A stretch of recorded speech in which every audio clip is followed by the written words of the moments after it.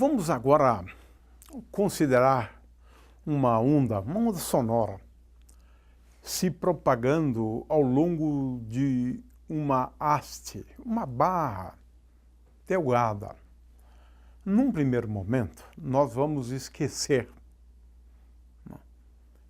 a seção ou a área associada a uma seção transversal da barra. Ou seja, nós vamos imaginar primeiramente uma barra tão pequena que ela é composta praticamente por uma fileirinha de átomos. Claro que depois a gente vai considerar o caso mais realista, onde eu tenho um certo conjunto de átomos. Mas esse modelinho aqui é muito bom para a gente entender a física, né, do processo de propagação de uma onda numa barra delgada. Ora, o que nós temos numa barra, né, numa haste? Átomos. Então, eu só estou simplificando porque eu estou colocando aqui um certo número de átomos, mas só ao longo de uma linha. É claro que em 3 dimensões a situação é um pouco mais complexa. Eu devo levar em conta os demais átomos também. Mas eu estou simplificando, né, olhando só para os átomos, né, ao longo de uma linha reta. Posteriormente, nós vamos analisar a situação ou uma situação mais realista do que esta aqui, né? Muito bem. Ora, eu vou pensar numa perturbação nesse átomo aqui inicialmente e vou analisar então a propagação dessa perturbação aqui. Agora, para eu fazer isto, eu vou adotar um modelo, mas ele é bastante simples e ele é realista, né? Por quê? A força entre esses átomos, eu vou adotar, né, uma força do tipo elástica, que depende, como veremos, dos deslocamentos, né? Eu tenho aqui, portanto, um número de átomos, digamos N, né? De forma que nós vamos utilizar agora como variável para primeiro átomo, ou para o primeiro átomo, eta1 é a coordenada associada ao deslocamento da partícula 1, ou do átomo 1. Eta2, deslocamento do átomo 2, eta3, deslocamento do átomo 3 e assim por diante. Muito bem. Então, temos aqui uma analogia, né, com um sistema físico simples, um conjunto de molas. Mas é isso mesmo, porque para pequenos deslocamentos desse átomo aqui, eu posso aproximar a força por uma força do tipo elástica, o que significa, basicamente, colocar ali uma constante elástica, né? Muito bem. Ora, a força sobre esta iésima partícula, né? Então vamos lá. O problema da dinâmica do movimento, agora para essas N molas, se reduz ao seguinte situação. Eu tenho cada uma destas partículas ou desses átomos tem massa m, cada um dos átomos, né? De forma que a equação básica é a seguinte: m vezes d2 eta i dt2, né, é igual à força, né, agindo sobre a iésima partícula ou o iésimo átomo. Então vamos colocar assim, é igual a F índice I. Agora, é claro que no contexto dessa aproximação que nós estamos fazendo, nós adotamos essa força como sendo uma força elástica. Portanto, nós vamos escrever essa força elástica como sendo igual a K, vezes eta I mais 1 menos eta I mais, então vamos, talvez seja melhor escrever assim, né? Mais eta I menos 1 menos eta I, e isso é tudo. O que nós fizemos aqui? Olha, utilizamos a lei de Hooke, onde, grosso modo, esta expressão pode ser obtida a partir, por exemplo, da energia potencial.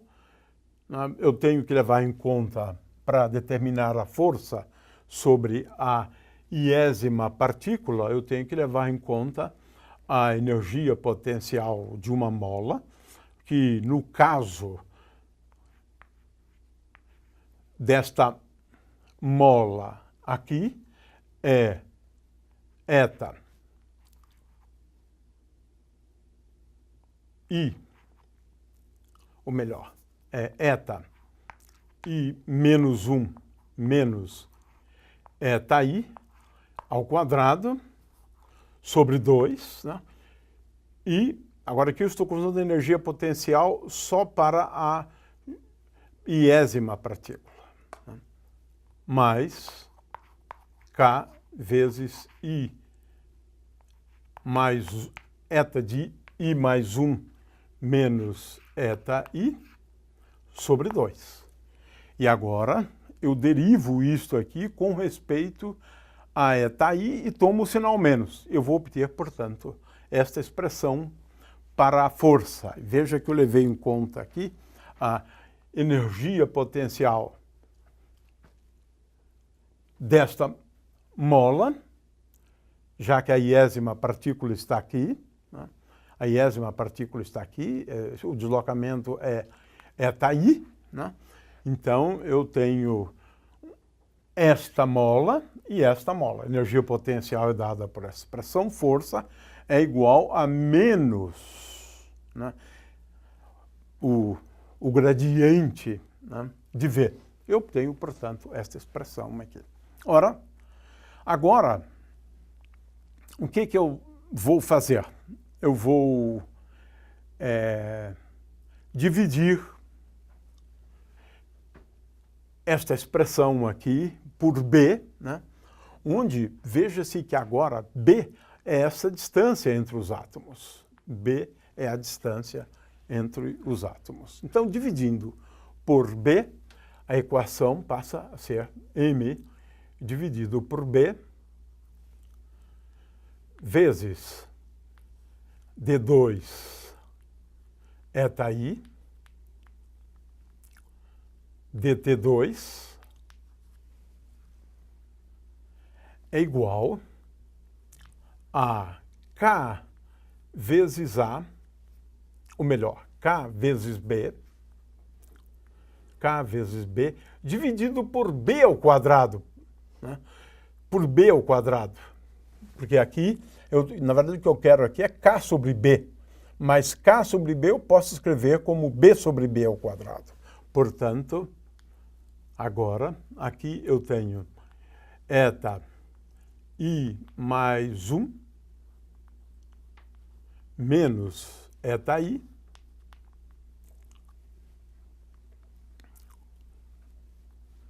mais eta I menos 1 menos eta I, e agora aqui tudo dividido por B ao quadrado. Muito bem. Agora eu vou tomar o limite em que b tende a zero. Limite em que b tende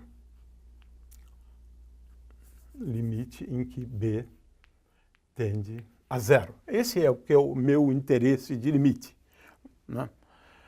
Vou considerar agora o limite do contínuo. Eu tenho uma distribuição discreta de massas, né?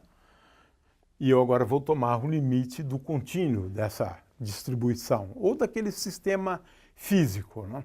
Ora, nesse limite, como m também é muito pequeno, m sobre b, nós vamos tomar m sobre b igual a densidade linear de massa.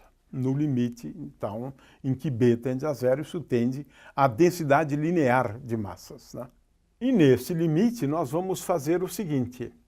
A posição da iésima partícula, né, eta i, nós vamos agora, nesse limite do contínuo, adotar para eta i, indicar por eta, é uma coordenada, cujo ponto é i, nós vamos substituir i por x.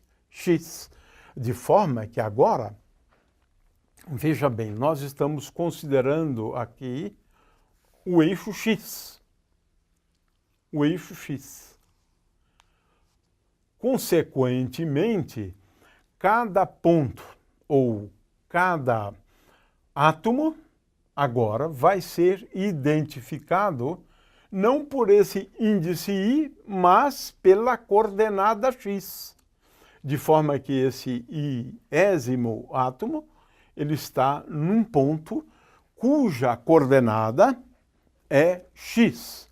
Portanto, eu vou mudar de notação. Eta i para eta de x. Ou seja, o iésimo átomo está numa posição que é agora caracterizada por essa função eta e que depende de x.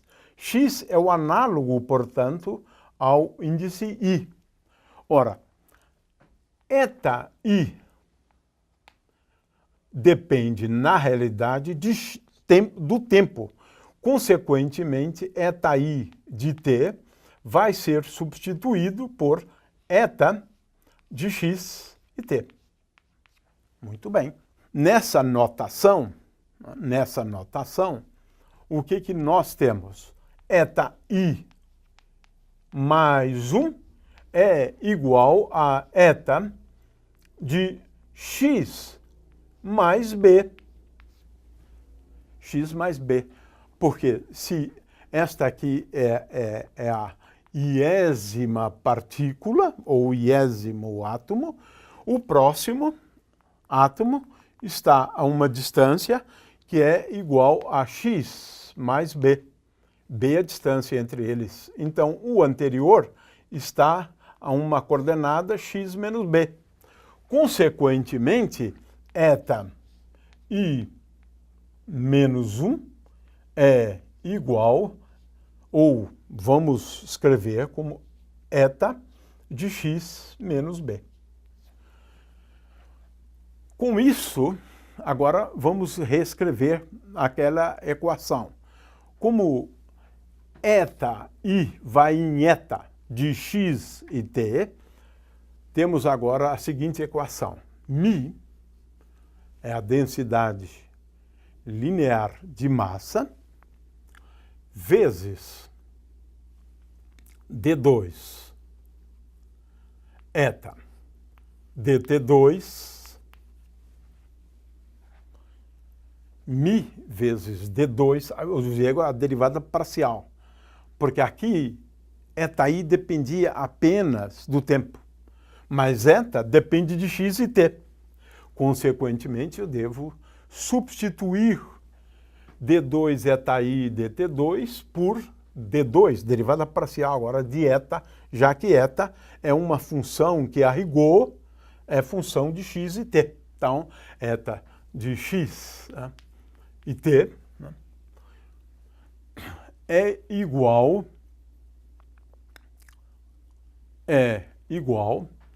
Agora, nós podemos aqui fazer duas coisas. Vamos primeiramente considerar, né, o caso em que, vamos aqui analisar os dois casos, né?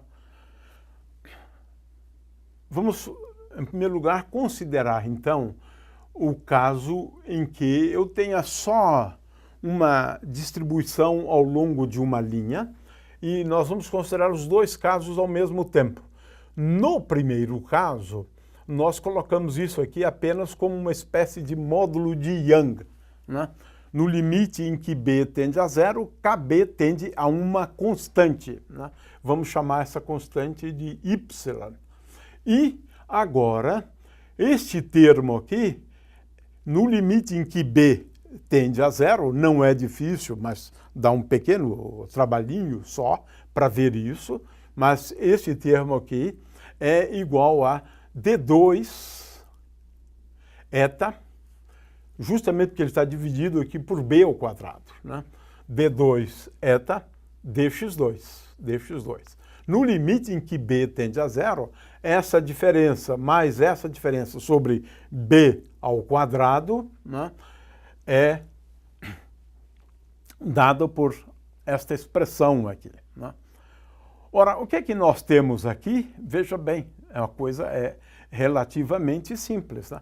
Eu acabei de prever a propagação de uma onda, né? É uma onda praticamente unidimensional, né? Só se propaga nessa direção, né, aqui, mas nós podemos pensar também no caso de um material. Agora, eu estou levando em conta, né, que essa haste tenha uma certa área. Então, neste caso, a gente substitui essa equação por D2 eta dt2, né? Lembrando que eta aqui é função de x e t, aqui eu vou omitir a dependência, né, de x e t, igual a um módulo de Young, que é uma característica aqui do metal, vezes a área, vezes d2 eta dx2, né? E agora, dividindo o μ, que é por unidade de comprimento, dividindo pela área, eu vou obter massa por unidade de volume. Consequentemente, se eu dividir isto aqui pela área, este termo aqui passa a ser a massa por unidade de volume, portanto, aqui eu tenho ρ vezes d2 eta dt2 é igual ao módulo de Young vezes d2 eta dx2. Ora, o que nós temos aqui? A equação de ondas. Eu passo este termo daqui para lá, vou dividir por y, portanto, dividindo por y, eu tenho aqui d2 eta dx2 é igual a ρ sobre y vezes d2 eta dt2. Ora, passando agora para cá, eu posso escrever isso da seguinte forma: d2 eta dx2 menos, agora passei para cá com o sinal menos, né? Menos 1 sobre v ao quadrado vezes d2 eta dt2. Ou seja, o que eu obtive aqui? Eu obtive aqui a equação de ondas.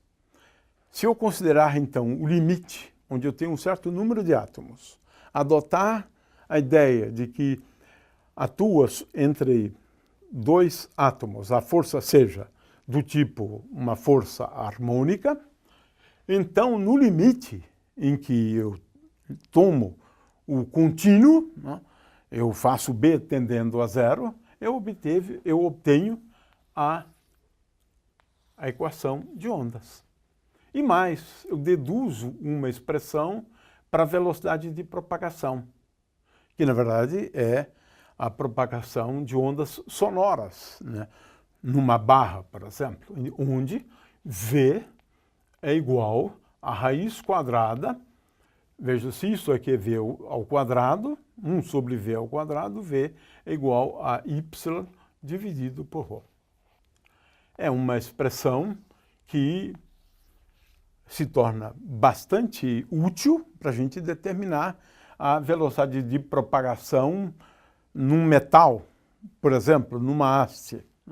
E nós vamos obter aqui, dependendo do material, velocidade de propagação de 6.000 metros por segundo, de 4.000 metros por segundo, porque a velocidade de propagação de ondas sonoras no metal é bem maior do que a velocidade de propagação de ondas, por exemplo, no ar, né? O fato é que nós conseguimos prever, utilizando um modelo bastante simples, onde a gente agora toma o limite do contínuo, conseguimos prever a propagação de ondas mecânicas num metal, numa haste, numa barra, porque, de certa maneira, a nossa metodologia ou as nossas aproximações são tanto melhores quanto menor for a área considerada. É por isso que estas expressões são válidas realmente no caso de propagação de ondas numa haste ou numa barra.